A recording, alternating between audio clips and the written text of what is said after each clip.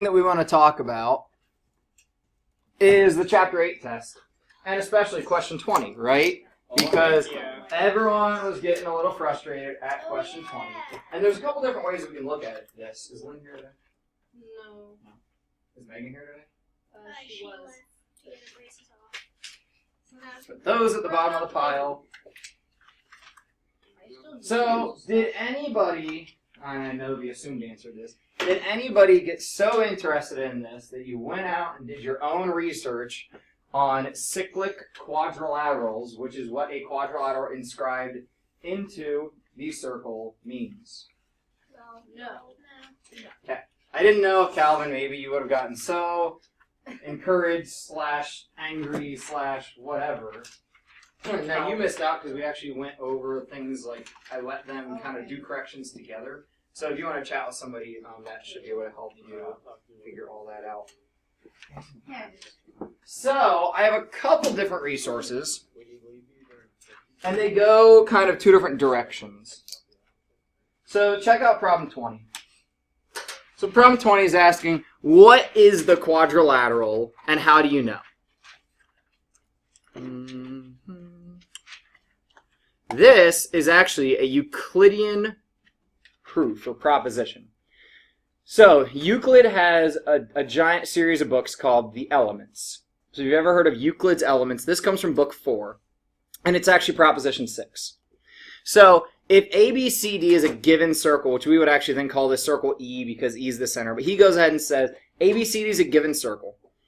It is required to inscribe a square in circle ABCD, so he knows that he's setting out to make it a square. Like, that's his goal. So what we do is we set up diameters that are at right angles to another, and we join them. So obviously all of these are right angles.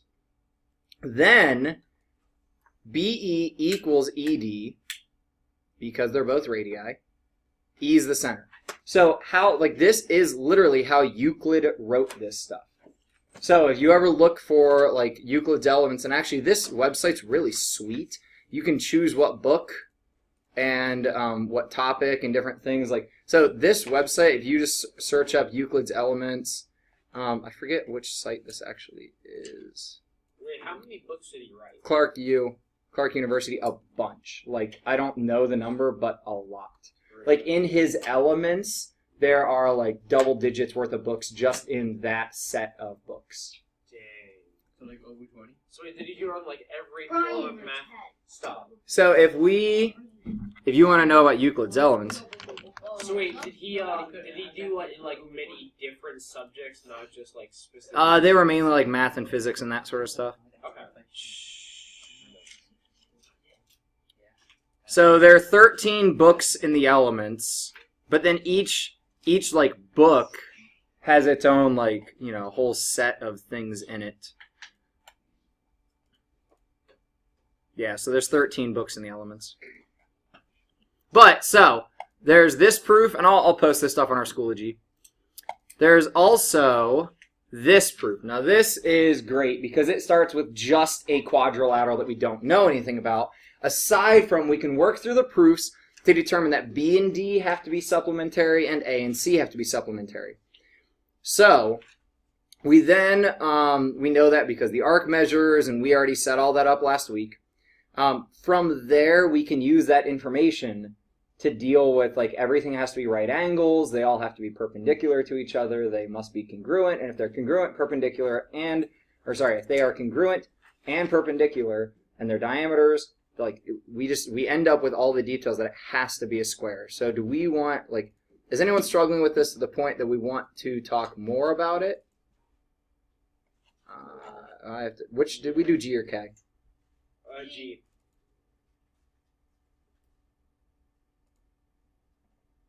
So if I were to run down it, because I don't want to use this image, it'll be too complicated. First thing we do is set up that they have to be supplementary. We're all good with that, right?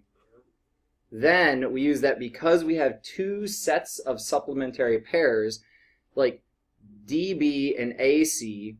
Then if I can see, it's this right angle right here that makes it all happen. So AC is your diameter, and it has a right angle. Since AC is a diameter, B has to be a right angle. D has to be a right angle because they are both connecting the diameter. Because C is a right angle, A has to be a right angle. Once those are all connected and those are right angles at the corners, then those connecting lines have to be a right angle based off the fact that they're congruent to each other. From there, it has to be a square. Calvin? How does the diameters being congruent make them? Because we know they're also perpendicular because these right angles out here.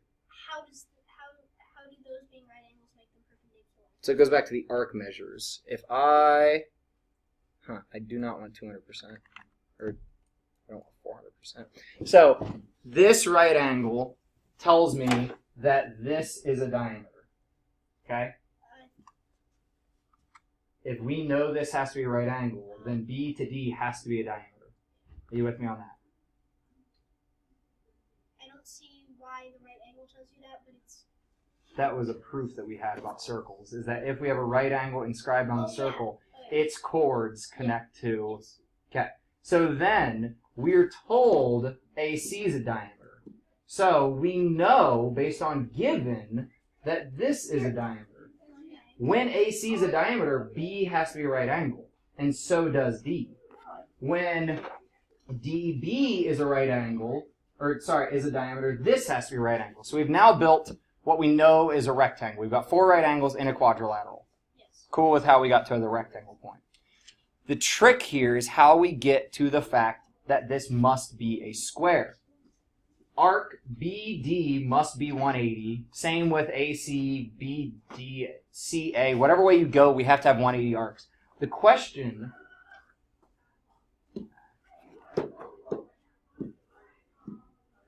is, how can we determine one of these arcs? Or any lengths. So we either need an arc or a length. And I'll give you a kick in the right direction. Even though it doesn't look like it, we now know that these are all congruent. Carmen? Well, you can see that, like, so for our BC, if you look at, like, A, you can see, like, the blue line and AB. Or, like, so line AB. Okay. And the blue line, the diameter AC. Okay. They, like, connect to both ends of the arc. Yeah, so now we can have arc BC related to, like, here, is what you're saying. Yeah. Which means it would be 45. Which means it would have to be 45. Well, that's only if this is a bisector to your angle. Oh, no. Wait, but wouldn't you know the bisector because it was an angle? It would only have to be a bisector if it's a square. And we don't know that it's a square yet. Michelle? Well, something that angle is congruent to the angle D, like kind of closer to the C, and it's split by the diameter.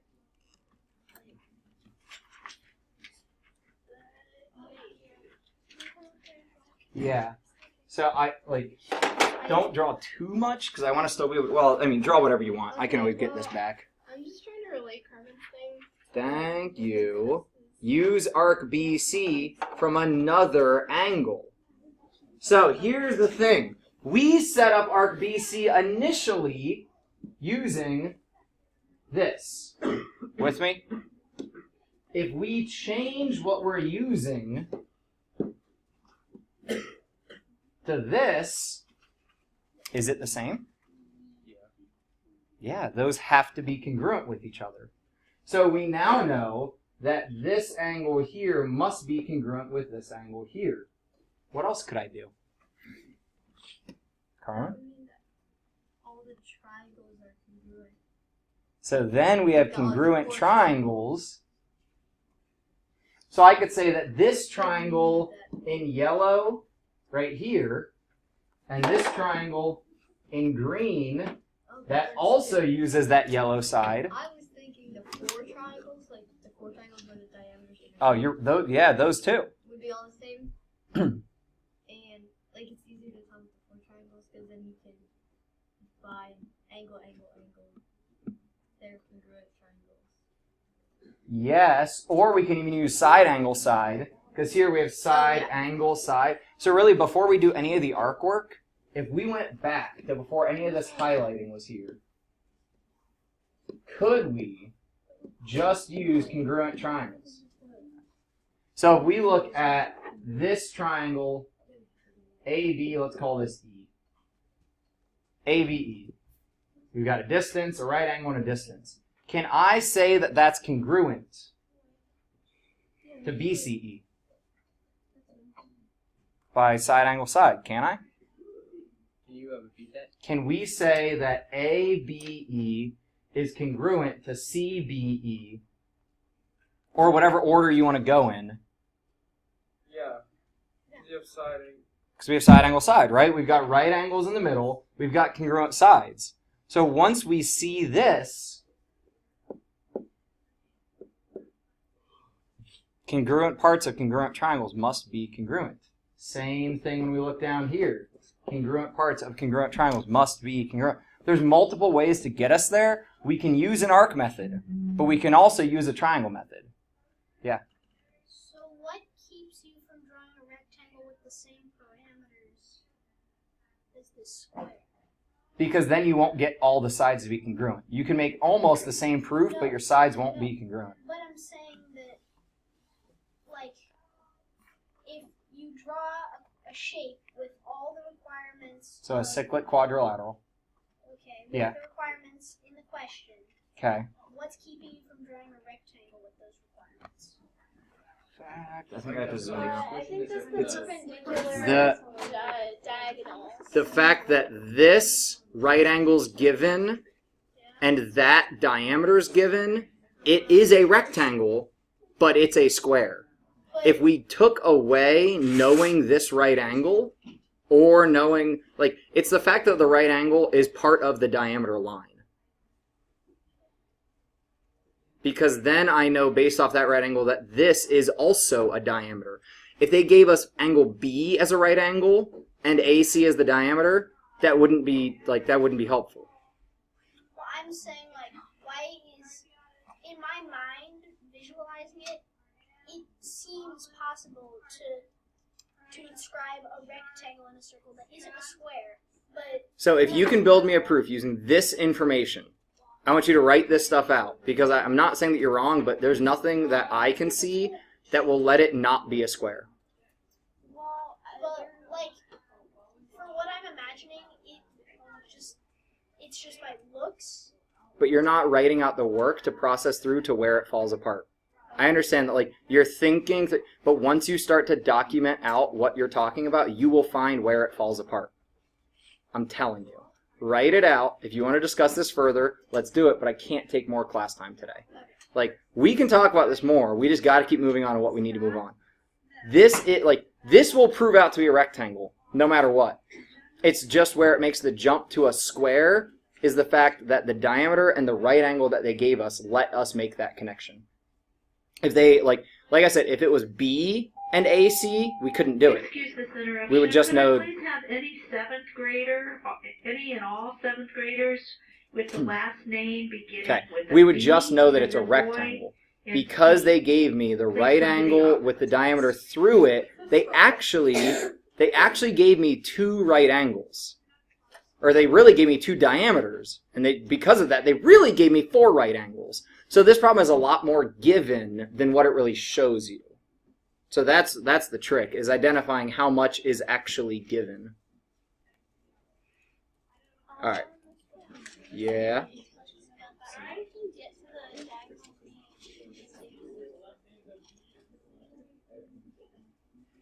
Because the arcs.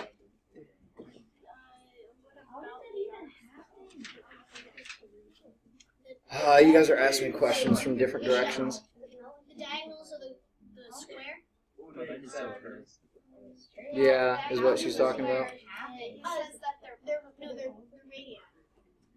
They're radii. She's asking how they're perpendicular, not how they're congruent. Because we had... Well, we can prove it a couple different ways. You could look at the triangles that they make. and use triangle angle sum looking at the arcs, or we could prove that all the base angles of the four triangles are congruent, which means that the middle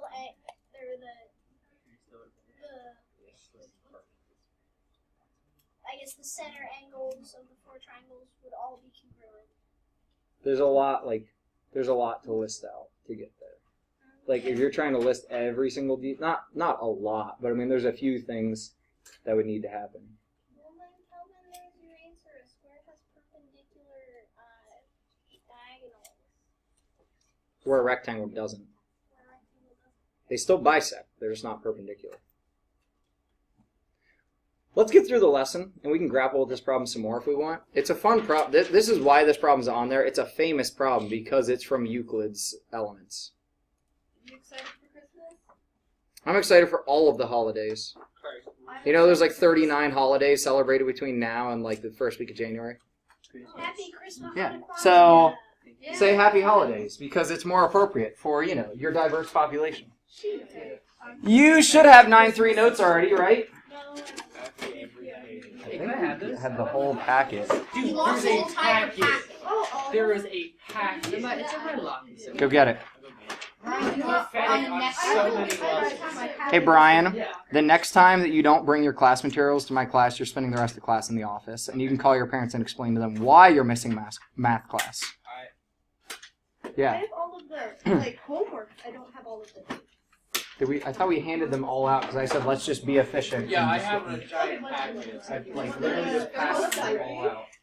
I have extras, but I gave them all out, so I don't know if you weren't here. I probably wasn't. But, I like, also don't we have did- 9.3. Huh? I also don't have 9.3. This is 9.3 that I mean just handed 9.2.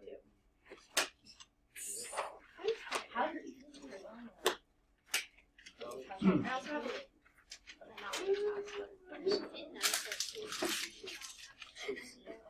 What? These things are pointless. It's just so like we know that. Well, they have a purpose, but for us, once you make it to us, we don't care about the pass. It's just to get you back to class, so that if we decided to be a jerk that day and be like, where were you? And, oh, right here. That's really it's to protect you guys. Do you ever do that? If you choose to miss my class, that's your loss. I don't like. I can't choose to miss your class. I'd come back and be like, I'm Exact. sorry. That's your loss. Wait, we So- can choose to miss your class? It will be your loss. And also. So, moving on. Volume. Yay! In real, true, honest opinion, and yes, this is an opinion, but I will go ahead and tell you that I believe this to be fact. Okay. Volume's easier than surface area. Yes. It totally is. Million There's times so better. much less to do. I love So, prisms and cylinders are exactly the same.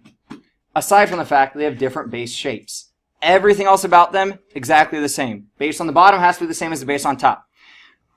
Excuse me. Height of the whole thing is the height of the whole thing. Width of the whole thing stays the same. They are easy to deal with. So that's why I figure we can make it through this lesson and probably still go back to that circle problem. So the formula for either of them, big B represents the area of your base.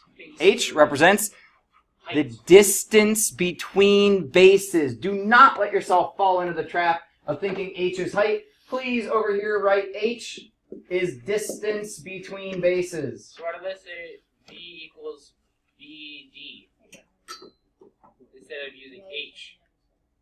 That's just confusing. Because the base is usually on the bottom. Not necessarily. The base That's the is. problem. People like Did you to find keep the base on the bottom.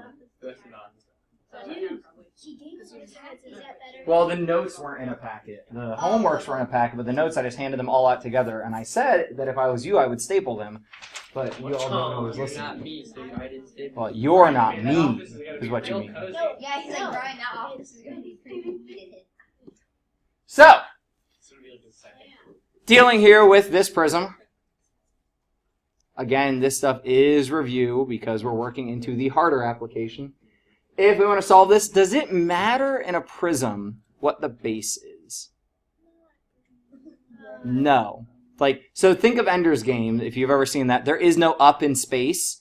That's the same thing with 3D geometry. you got to be careful because up, down, left, right doesn't really matter because you can manipulate any shape you want. A prism, it only matters what the base is if you're told what it is. Otherwise, any side could be the base, as long as then you relate the correct height relative to that base. Yeah. Doesn't that only apply to boxes? Yeah, prisms. So, yes, rectangular prisms, sorry. These specific problem sets, this first set, yes. Then once we have unique shapes, when the faces have different characteristics, then yes, we care. But then it's easy to tell which one is which because it's the non-rectangular base. So the base here, you could either choose the 24 and the 20. Brian, chill. I didn't do anything. Chill out. You can just multiply them all together. I can literally watch the frustration of your peers rising, and you don't care. So we can either choose the 24-20, the 20 and the 10, or the 10 and the 24. Doesn't matter which. Easiest thing to do here is whatever two you choose for the base, let's say the 20 and the 10, just because it's not the side on the bottom, the remaining dimension is your height. So whatever two you choose for the base, dealing with rectangular prisms, you're just going to use all three dimensions. Because most of the time when I say, how do you find volume? People say length times width times height. Yeah, for these that works, but only for rectangular prisms. And when we solve this, we get, 200 times 24, which, yeah.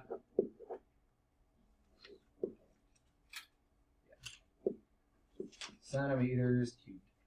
Comments on here? Hmm? I don't put commas if it goes just in thousands. You're supposed to. Accurately, this needs this decimal point and this comma, because a comma goes every 3 place values to the left of the decimal. I wish there were placeholders to the right, but that would get complicated. So here, our volume, 5 times 3 times 4, real easy, is 60. Now moving on to slightly more complicated. We have a prism that is not rectangular, which is still easy because when you look at a prism that isn't a box, or like your rectangular prism, all you have to look for is what side isn't a rectangle. That side's going to be your base. So here, of course, it will be this triangle. And then the height connects your bases together. So notice this height is not vertical. This height is this 10 right here. So how do we find the base area in this situation? The area of the triangle, right? Which we know is 1/2 base times height, but we're missing some information. Yeah, we don't know the height of the triangle.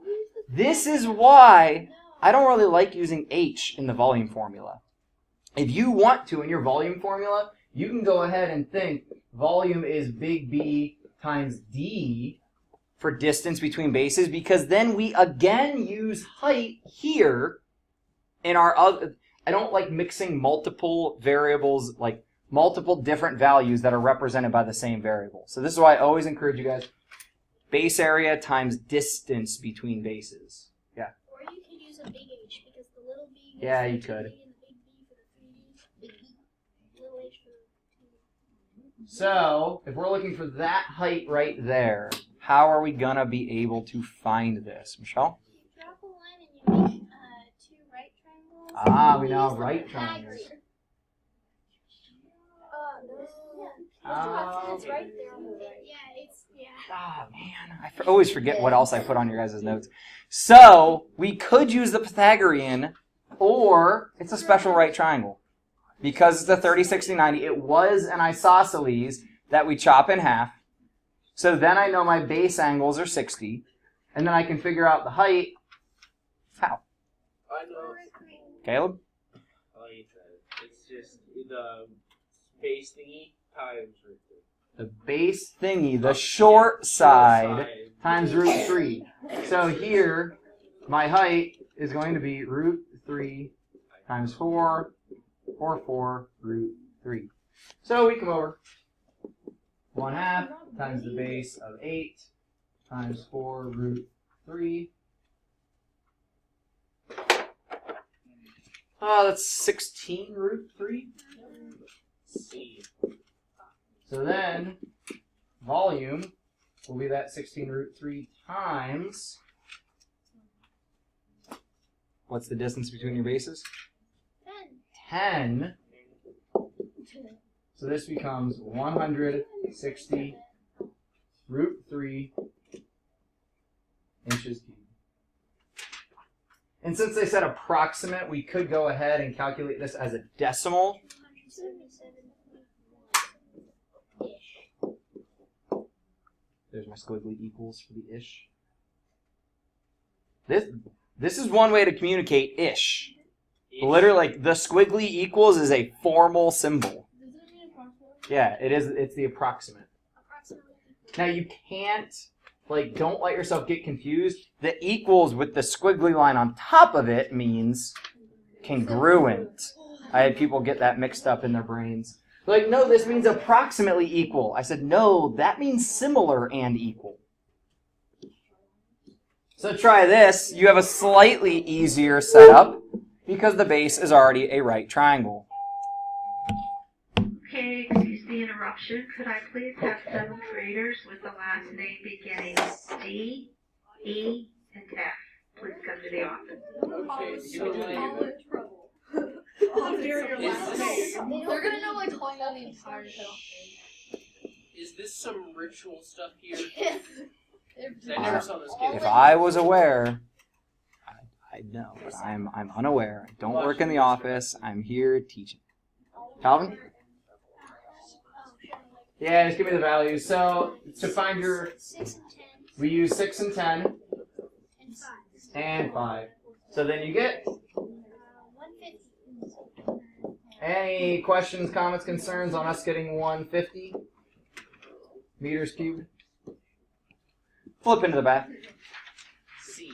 The only reason we're not doing multiple lessons today, it's the first Monday back after the break. Why would we do that? Thank you. Cool. I'm still recovering from my food coma.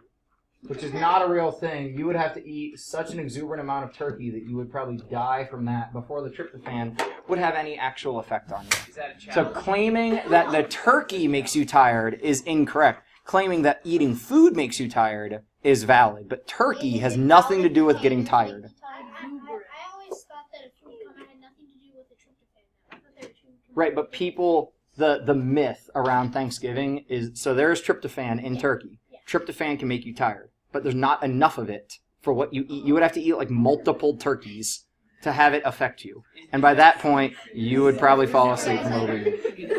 Mr. Hudson, are you challenging me? No. So, when we do cylinders,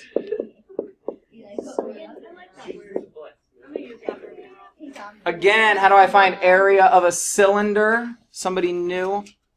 Somebody we haven't talked to yet? Yeah, Ethan. It's pi r squared times the distance between bases. Yeah, pi r squared times that distance between bases. So we're going to do pi times the radius squared, and then we'll multiply it by the distance between bases. So, my radius here 3. is 3, and the distance between bases? 8. So we are to leave this in terms of pi. So we get 9 pi, then times 8, which gives me a final answer of 72 pies. 72 pies would make for a great Thanksgiving. And a very I didn't have any pie. The wedding that I went to in California, they didn't have cake, they had pie, and the bride had made 19 pies, like homemade pie. Yeah, That's a really good idea. like every kind of, like literally, yeah. Black raspberry pies. All right, try the got it on your own. I'll give you like a minute. Okay, see, senor. Is this This looks Yes. weird. That is the diameter. Yes, it is dotted all the way across. That 2 meters is the diameter. Quick question, just a real quick question. Yeah. Is it just me or does it look 2D? Well, I mean, it is supposed to be 3D. It is a very bad rendering of a 3D object. This looks like someone stepped on a cylinder. It's trying to show you that the square distance between the bases, or sorry, it's showing you, sorry, said that backwards. It's showing you if we did this, that would be 3. So the problem is we don't know the distance between the bases. we know the diameter of our circle. Can we assume? All right, now I'm very confused here. What they're trying to like? If they're trying to make us trick, or like, so can I assume that other line, the top line, is the same, or am I assuming you're trying to make us do the whole wickety wackety stuff, the 30, 60, 90? Wait, is it a 30? I don't Is see. That's my 3 point. the Is it height? a 45, Is 3 the 45? distance They just trying to between trick bases? me, trying to give me a seizure or something. I don't know. Yeah, they're trying to give you a brain aneurysm. If you think about a cylinder, Okay. so let's imagine this is a perfect A better cylinder, one. Okay. and we do this, Uh-huh. and we draw a triangle right here. The top of it touches the edge of my circle. Yes. The bottom of so technically this would be the top. Okay. Or if I turn it, I guess we could say this is at the edge, we go up, and we go across. All right. How's that distance across going to relate? Okay, so am I allowed to assume it's a 30, 60, 90? I would rather you assume Wait, this. I have a question. Is that 2? Because is that the bottom part flat on the ground, or is it all like this? Or is it like flat and like? Yeah, this was a terrible It drawing. doesn't I know. matter. It doesn't kill. Megan? Doesn't that just be 2 meters? Why? Because it looks like it would be 2 meters. Works for us. That Let's was- make this 2. That was my question. We're gonna make that too. Boo. It doesn't explicitly say it, so that's another one where we just have to fill in what we need to. Boom. Close enough. Boom, baby. You smell like spaghetti? I didn't know spaghetti had a scent. Yeah. Spaghetti's a scent. Mayor sauce.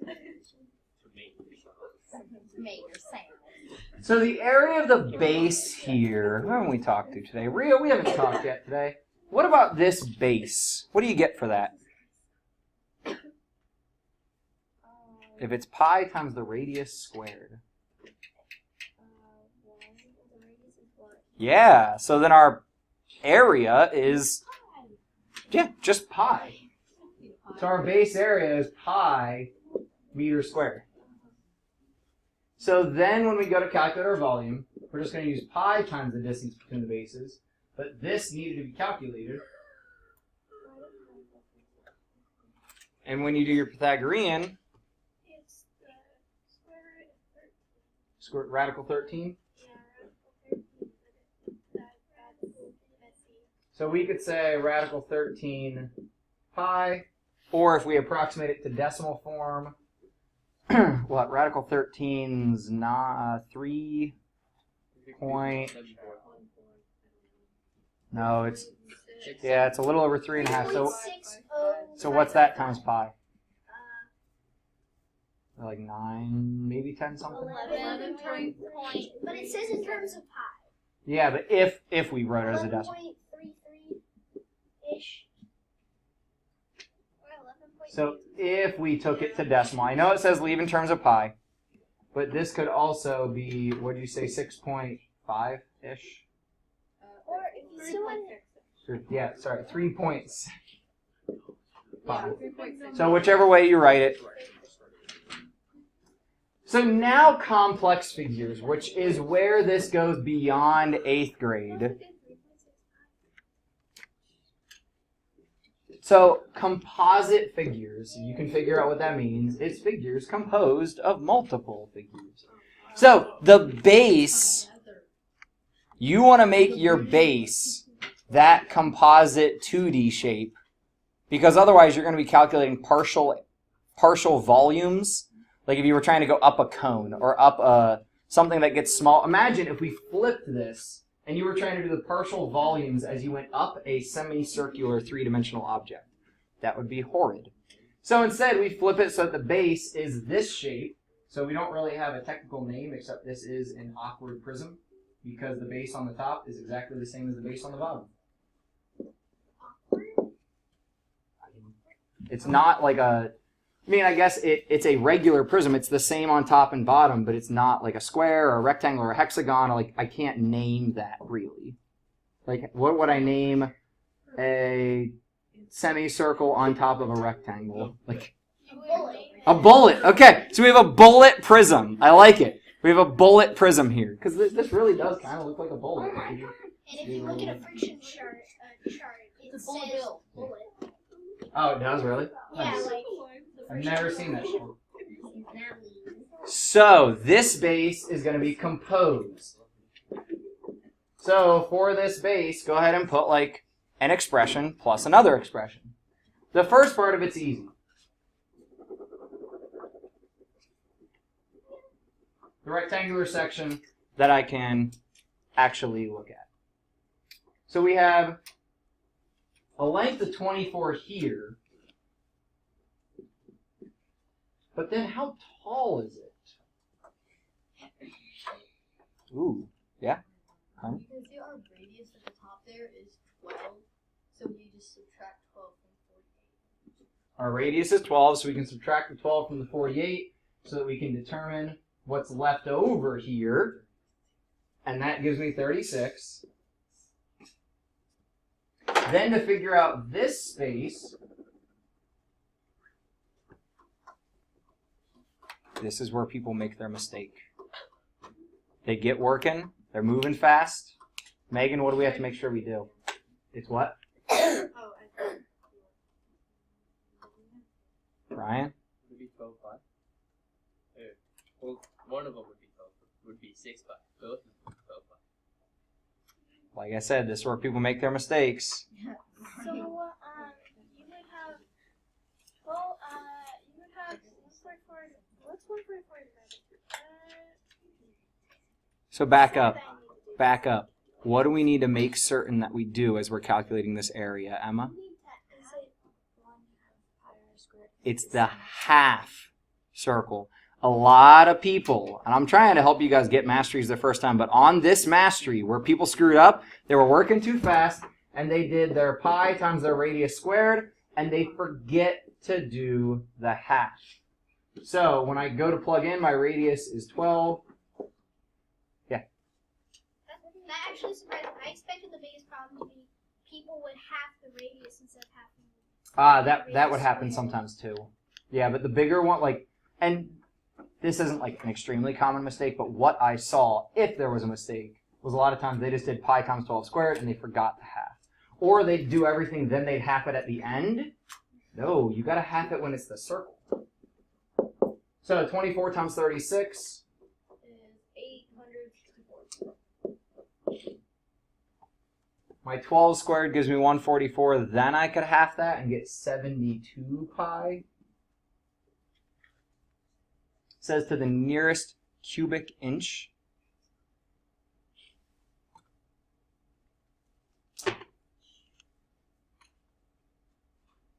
So we got to evaluate our 72 pi and then add it with the 864.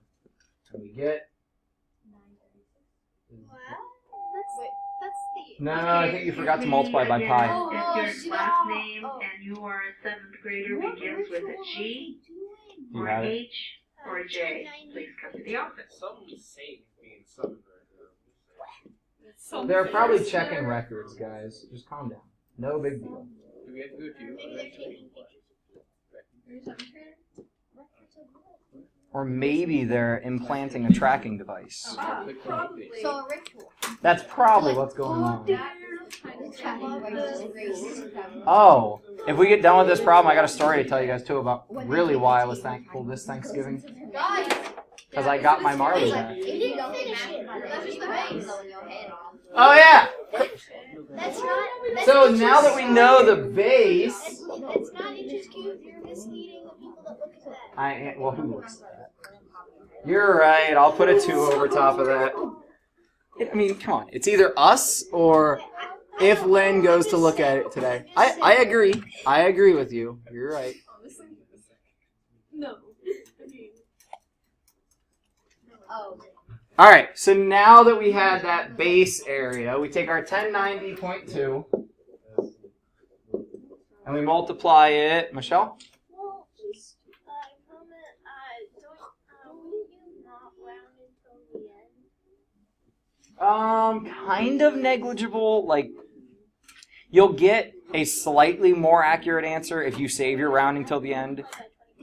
Yeah, so this multiplies by 24. So you're right, like, it is slightly more accurate to wait till the end, but it's kind like, with the values we're dealing with, it's probably negligible. Like, it's... Finding the base, what I did to solve the problem was I found the area of I found the volume of the semicircle, Stop. and I just added it to the volume of the, Yeah, so you could break it up and take your blue part and take that as a prism, and then your semicircle, the green part, and take that as a prism, and then add them together. That's just another method that would work perfectly well.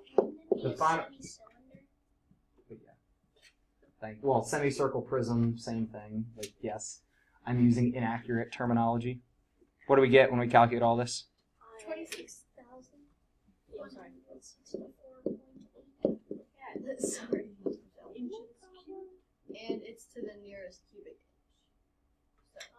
inch. So, dang it. She got you good Calvin. Sorry.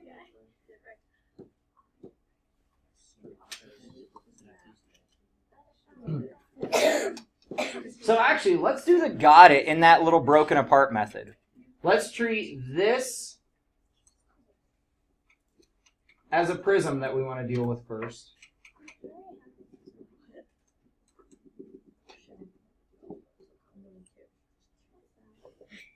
So if I use 6 by 6 by 10, then my prism area would be what? 360. Then, if I look at my semicircle, volume there is going to be half the base area times the distance or the height, whatever you want to say.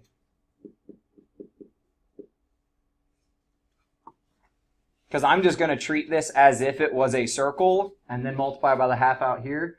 So my radius is 3, so I get 9 pi as the base area. The distance between them is 10. Half of 10 is 5, and I get 45 pi. And when I go to add them all together, so it'll be 360 plus 45 pi, and to the nearest cubic inch, we end up with, 501.